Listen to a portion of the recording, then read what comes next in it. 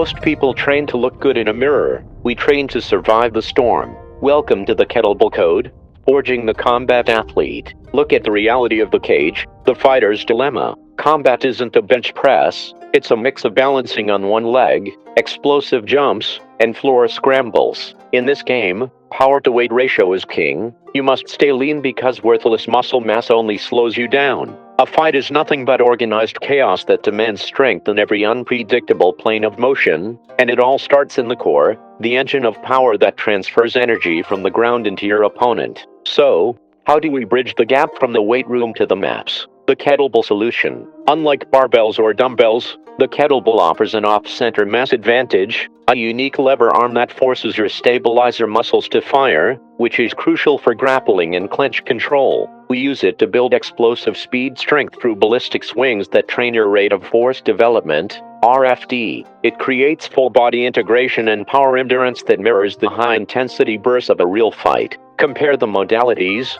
While barbells offer absolute strength, the kettlebell's displaced center of mass provides extreme combat specificity. Pointing to the scroll icon, this is the warrior's arsenal, your essential tools. The kettlebell swing, your engine of power for punching and takedown speed. The Turkish get-up, TGU, a combat simulator for the technical stand-up.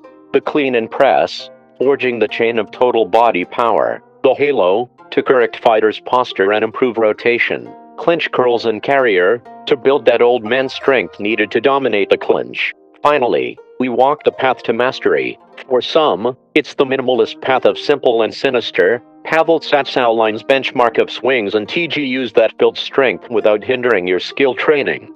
For others, it's the advanced system, a conjugate method cycling max, dynamic, and repeated effort days. But remember the golden rules: prioritize movement quality overload, because a heavy, sloppy lift is a liability, not an asset, and manage fatigue. The goal is to enhance the fighter, not diminish your performance on the mat. The code is set. The iron is ready. Who's ready to become unshakable? Please subscribe to help the channel and don't forget to like,